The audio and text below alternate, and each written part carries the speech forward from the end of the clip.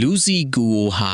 ကမ္ဘာအသက်အငယ်ဆုံးကိုအားကိုအမျိုးသမီးဘီလီယံနာတဦးဖြစ်ပါတယ်။သူမရဲ့ကြွယ်ဝမှုဟာနမဲကျော်အဆိုတော်တေလာ Swift နဲ့တူညီပေမဲ့သူမကတေလာထက်9နှစ်တောင်ပိုငယ်နေတာပါ။ဒီလိုငယ်ငယ်ရွယ်ရွယ်နဲ့ဘလူများအောင်မြင်မှုတွေရခဲ့တယ်လေဆိုတာစိတ်ဝင်စားဖို့ကောင်းပါတယ်။လူစီဟာငယ်စဉ်ကတည်းကစီးပွားရေးအမြင်ရှိခဲ့သူပါ။ဒုတိယတန်းကျောင်းသူဘဝမှာတင် Neopets အတွက် boards တွေစတင်ဖန်တီးခဲ့ပါတယ်။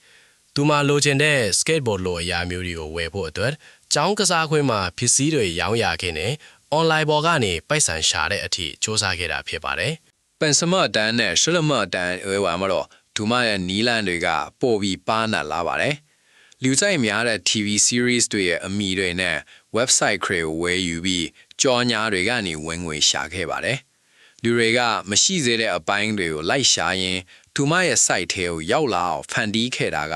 ဒူမရဲ့အစောပိုင်းအောင်မြင်မှုရှော့ဝက်ချက်တစ်ခုပါပဲ။အောင်မြင်တဲ့လုပ်ငန်းရှင်တူဖြစ်ဖို့ဆိုရင်စွန့်စားမှုကိုအမြင်တစ်မျိုးနဲ့ကြည့်တတ်ဖို့လိုအပ်တယ်လို့သူမကဆိုပါတယ်။ college ကနေထွက်လိုက်တာဟာအကြီးအကျယ်ဆုံးရှုံးမှုလို့လူတွေကထင်ကြပေမဲ့သူမတတ်တော့ဒါဟာအချိန်အနည်းငယ်ပဲရင်းနှီးရတာဖြစ်ပါတယ်။မအောင်မြင်ခဲ့ရင်တောင်ကြောင်းပြန်တက်လို့ရတယ်ဆိုတဲ့အတွေ့နဲ့ရှေ့ဆက်ထဲတာပါ။နောက်ထပ်အရေးကြီးတဲ့အချက်ကတော့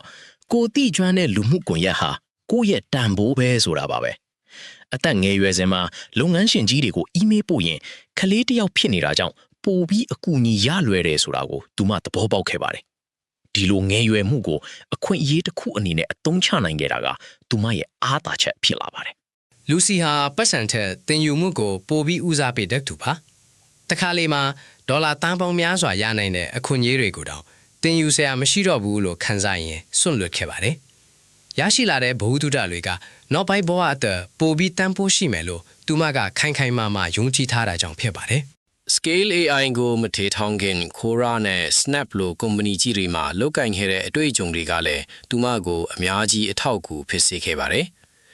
data တွေကိုအခြေခံပြီးစမ်းသပ်စစ်ဆေးတာနဲ့အနာဂတ်ကိုကြိုမြင်တဲ့အမြင်မျိုးရှိတာတွေကိုပေါင်းစပ်ပြီးကုမ္ပဏီတစ်ခုကိုဘယ်လိုဦးဆောင်ရမလဲဆိုတာသင်ယူခဲ့ပါတယ်။ဒါပေမဲ့အောင်မြင်မှုတိုင်းမှာအခက်အခဲရှိစမယ်ပါ။ Scale AI ကိုအတူတူတည်ထောင်ခဲ့သူနဲ့သဘောထားကွဲလွဲခဲ့ရကနေရရှိခဲ့တဲ့သင်ခန်းစာကတော့ကိုယ့်ရဲ့လုပ်ဖော်ကိုင်ဘက်ကိုအမြဲတမ်းအားပေးထောက်ခံသူဖြစ်နေဖို့ပါပဲ။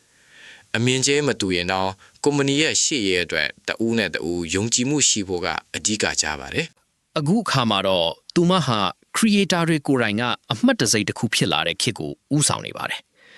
creator တွေဟာအနာဂတ်မှာလုပ်ငန်းရှင်ကြီးတွေဖြစ်လာမှာဖြစ်ပြီးသူတို့ရဲ့နာမည်ကျော်ကြားမှုကိုအသုံးချပြီးမျိုးဆက်အလိုက်ကြွယ်ဝမှုတွေကိုတည်ဆောက်နိုင်မယ်လို့သူမကဟောကင်းထုတ်ထားပါတယ်။နောက်ဆုံးမှာတော့ဘာမဆိုဖြစ်လိုက်တယ်လို့ယုံကြည်ပြီးတောင်းဆိုဖို့မကြောက်ရွံ့ဖို့ပဲဖြစ်ပါတယ်။ညင်းပယ်ခံရတာကိုမကြောက်ဖဲစူးစမ်းရင်တစ်ချိန်တစ်ခါလောက်ဟုတ်ကဲ့ဆိုတဲ့အဖြေရလိုက်တာနဲ့ဘဝတစ်ခုလုံးပြောင်းလဲသွားနိုင်ပါတယ်။ဒါဟာအောင်မြင်လို့သူတိုင်းအတွက်သူမပေးခြင်းတဲ့အဓိကတော့ချက်ပါတယ်။